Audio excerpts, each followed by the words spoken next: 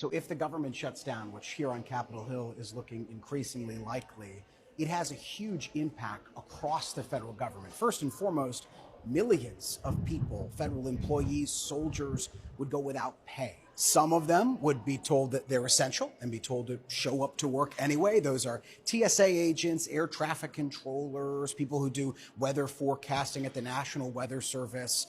And then there are employees who would be deemed non-essential. They would be furloughed and told, don't show up until the shutdown is over.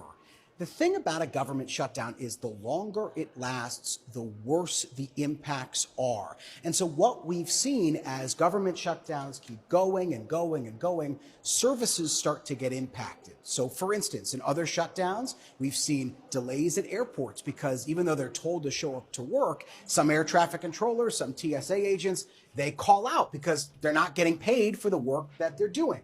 It could also lead to delays in FDA inspections at food processors. The list goes on and on. SNAP and WIC, programs for food assistance for mothers and those who are lower income, could start to be impacted the longer the shutdown goes on. The mail still goes out, and Social Security, Medicare, Medicaid, those checks are still processed, but you could see delays in the processing of those as well because there are some employees, the agencies responsible for those, that would be furloughed or others who would be working without pay. And of course, there is a massive economic impact on the families of federal employees and soldiers who would be going without paychecks for days, weeks. The longest shutdown in American history was 35 days. That was in the first Trump administration. It's the last time we saw a government shutdown, although we've gotten close a few times since then. And there's one more thing to know about government shutdowns, which is while federal employees aren't paid